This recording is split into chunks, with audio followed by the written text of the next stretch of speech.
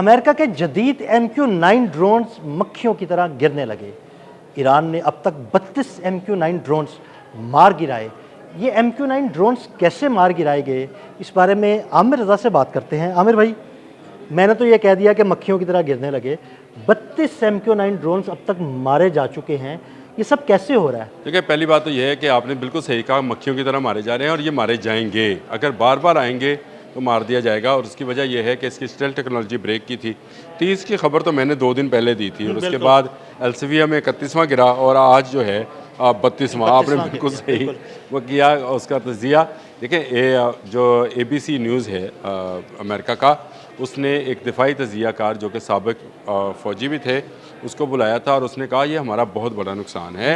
ये समझ नहीं आती है कि मिलियंस ऑफ डॉलर्स का ये ड्रोन जो है, जिसको हमने ये कहकर बनाया था कि इसका मुकाबला चीन और रशिया भी टेक्नोलॉजी में नहीं कर सकेंगे, उसका मुकाबला ना सिर्फ ईरान कर रहा है बल्कि उसको मक्खियों की तरह, ये उनके अल्फाज हैं कि मक्खियों की तरह गिराया जा रहा है। और जैसे मक्खी को ऐसे करके मारा जाता है, वैसे ही जब भी ड्रोन सामने आता है इसको मार दिया जाता है। हर आने वाले दिन के साथ आपको MQ-9 कभी आपने हरमज़ में गिरता हुआ नज़र आता है, कभी आपको ईरान के जनूब में गिरता हुआ नज़र आता है, कभी आपको ईरान के वस्त में यानी बो शहर के ऊपर जो है गिरता हुआ नज़र आता है। तो इसको तबाह करने की मेरा ख्याल है प्रैक्टिस पासदरानी इनकलाब को अच्छी सी हो गई है। और इस ड्रोन का जो कि एक जहाज़ है, इसको मैं बार बार ड्रोन कहता हूँ तो लोगों के जहन में शायद वो 4 पंखों वाला ड्रोन आता होगा। प्रॉपर एक जहाज़ है, इतना बड़ा है कि इसे आप जहाज़ ही कहेंगे, बगैर पायलट के जहाज़ है। पायलट के जहाज़ है, इसमें कोई शक नहीं है क्योंकि इसकी बैली के अंदर हेल फायर जैसे बॉम्ब्स जो हैं वो लगे हैं। फिर इस पर एयर टू सरफेस मिज़ाइल जो हैं वो मौजूद हैं। फिर एयर टू एयर मिज़ाइल जो हैं, यानी अगर इसका जहाज़ किसी के साथ सामना हो जाएगा तो ये उसका भी मुकाबला करेगा। ये डॉग फाइट भी कर सकता है। और इसकी सारी टेक्नोलॉजी जो है वो भी सैटेलाइट बेसिस है, लेकिन इसका स्टेल्थ टेक्नोलॉजी जो है इस पर बड़ा फ़ख्र है इसलिए क्योंकि ये F-35 से रिलेटेड स्टेल्थ टेक्नोलॉजी है जिसको इस्तेमाल किया जाता है। और इसका अभी तक के ईरान ने 2 कमांड एंड कंट्रोल सेंटर तबाह किए हैं। एक इसका कमांड एंड कंट्रोल सेंटर जो तबाह किया गया था वो बहरीन में किया गया था। दूसरा इसका कमांड एंड कंट्रोल सेंटर जो था वो तो कुवैत में किया गया था। यानी 2 इसके HQ-9 के 2 जो हैं HQ-9 कह रहा MQ-9 के सॉरी MQ-9 के 2 जो हैं कमांड एंड कंट्रोल सेंटर जो हैं अभी तक तबाह कर चुके हैं। और अब जब भी ये जहाज़ जो है ये हमला के लिए आता है इसको तबाह कर लिया जाता है। तो मेरा ख्याल है आने वाले दिनों में अमेरिका को बहुत एहतियात के साथ अपने ये मिलियंस ऑफ डॉलर्स का जो है जहाज़ उसको भेजने से पहले कई मरतबा सोचना पड़ेगा कि ये ईरान की रेंज में आ गया है। ईरान का जो रेंज में क्या आ गया आमिर भाई, जब उसने इसकी स्टेल्थ टेक्नोलॉजी पढ़ ली, इसने ब्रेक कर ली, हाँ, पढ़ ली, इसकी स्टेल्थ टेक्नोलॉजी ब्रेक कर ली, इसकी खसूसियात पढ़ ली, तो उसे अब अंदाज़ा हो गया कि भाई ये कैसे आता है, कहाँ से आता है, इसकी स्टेल्थ टेक्नोलॉजी क्या है।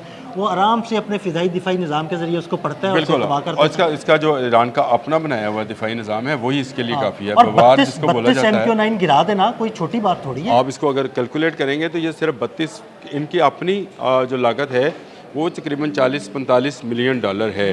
लेकिन इसके अंदर जो इक्विपमेंट है वो उसकी लागत अभी नहीं बताई जाती। देखिए, उसमें जो मिज़ाइल्स हैं, बॉम्ब्स हैं, मेरे पास उसकी मालूमात नहीं है कि एक एक मिज़ाइल, एक एक हेलफायर बॉम्ब जो है वो कितने में अमेरिका बनाता है।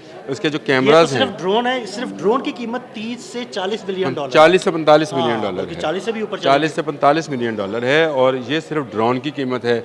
इसके कैमरों की, इसके अंदर जो मिज़ाइल्स और बॉम्ब्स हैं उनकी कीमत का अंदाज़ा भी लगाएं तो हर आने वाले दिन के साथ आपको ये गिरता हुआ नज़र आ रहा है। तो इसका मतलब ये है कि ईरानियों ने अपना एयर डिफेंस सिस्टम जो है उसको पूरी तरह से एक्टिव कर दिया है। ये पहले इस जंग में 7 जुलाई से जो दूसरा मरहला शुरू हुआ था 28 फरवरी की और 40 रोज़ा जंग, दूसरा मरहला ये 7 जुलाई से शुरू हुआ था।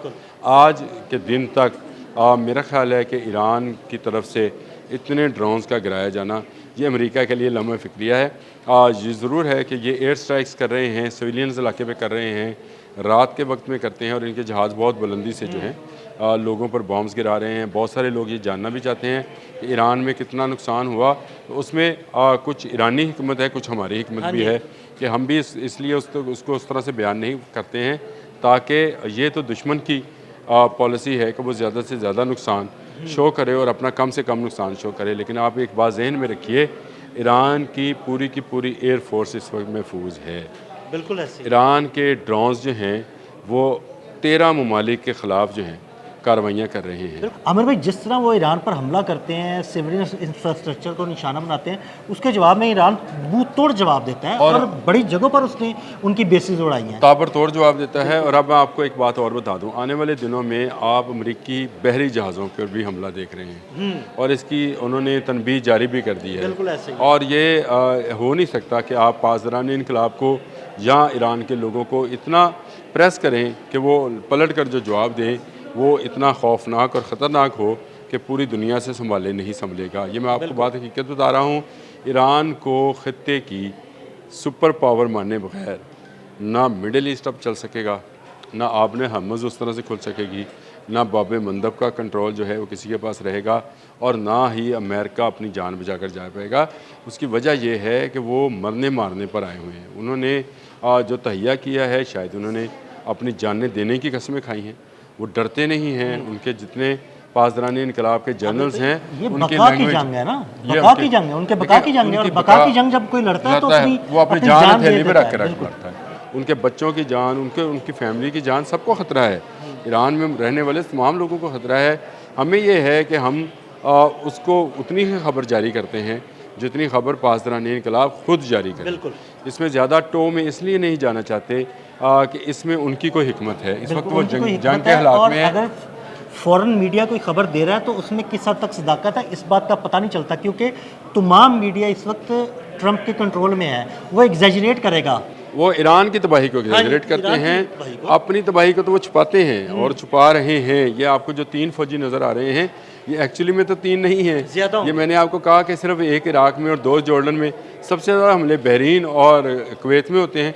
तो क्या बहरीन और कुवैत में जो मिसाइल और ड्रोन्स गए थे, उन्होंने ये कहा कि पीछे पीछे हो जाओ, असि डिगना है? ऐसे ही है। ये तो नहीं है। और ताक का निशाने बांध रहा है ईरान, और ईरान को पता है कि किस जगह पर जो है वो डिप्लॉयमेंट है और कितने फ़ौजियों की है, कहाँ इनके घर बने। ये कुछ ढकी छुपी बात है नहीं कि चाइना और रशिया के सैटेलाइट्स जो हैं पल पल की खबर ईरान को देते हैं। और यही वजह है कि इनका MQ-9 जो है वो कामयाब नहीं हो पा रहा है। इनको सबसे ज़्यादा भरोसा शायद MQ-9 पर था, क्योंकि ये सर्वेलेंस भी कर सकता है और ये हमला भी कर सकता है।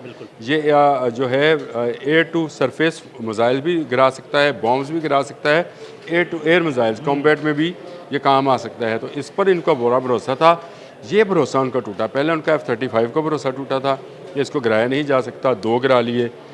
इनके जो KC-135 थे वो बेशुमार गिरे, और अब इनका जो है F-18 गिरा लिए, F-18 गिरा। अब इनको जो है ये इसकी बका की जंग लड़ रहे हैं कि जी किसी तरह MQ-9 जो है इसको भी हम बचा लें, लेकिन ये बचेगा नहीं। 32 गिर चुके हैं और मेरा ख्याल है जब तक ये व्लॉग हम अपलोड करेंगे शायद एक आध ड्रोन और भी गिर जाए, क्योंकि जब आप उसकी स्टेल्थ टेक्नोलॉजी को ब्रेक कर लेते हैं, जब आप उसको पकड़ लेते हैं, तो फिर जब भी ये मूवमेंट होगी तब तो चलेगा। और मेरा अपना ज़ाती ख्याल है, मैं किसी मीडिया के हवाले से ये बात दिल भाई नहीं कर रहा, कि चीन इसकी रिपोर्टिंग कर रहा है, हो सकता है। और ये स्टेल्थ टेक्नोलॉजी जो है ये इंफ्रारेड की मदद से चीन ब्रेक कर रहा है और बता रहा है कि एक ड्रोन कहाँ से चला था, कहाँ गया। इसीलिए अब तक इस ड्रोन के 2 कमांड एंड कंट्रोल सेंटर्स जो हैं उनको तबाह करने में ईरान कामयाब हुआ है। ये एक बड़ी कामयाबी होती है कि आप दुश्मन का वो हथियार जिस पर उसका सबसे ज़्यादा भरोसा हो उसको आप तबाह कर दें। तो ईरान ना सिर्फ ख़ुद के जो मिसाइल्स और ड्रोन्स हैं वो मिडिल ईस्ट में अमरीकी अड्डों पर फेंक रहे हैं, बल्कि अमेरिका से आने वाले जो मिसाइल्स हैं, एक मिसाइल भी उन्होंने नकारा किया है। जी बिल्कुल, और उसकी खबर भी हमारे पास मौजूद है, वो भी उन्होंने नकारा किया, बैलिस्टिक मिसाइल। और इसके अलावा उन्होंने जो है ड्रोन्स जो हैं, एक को जिंदा मैं फिर कहता हूँ जिंदा पकड़ लिया, यानी लाइव उसको, मतलब उसकी अभी वो थी, उसको पकड़ लिया, और दूसरा जो है उन्होंने तबाह कर दिया। और अब तक तबाह होने वाले ड्रोन्स की तादाद 32 हो गई है। ये अब तक का अमेरिका का सबसे बड़ा नुकसान। बहुत शुक्रिया आमिर भाई ने अमेरिका के इस नुकसान के बारे में आपको बड़ी तफसील के साथ बताया। मज़ीद अपडेट्स के लिए मैं फॉलो करते रहें। अदील अहमद और आमिर रज़ा को इजाज़त दीजिएगा। अल्लाह हाफ़िज़।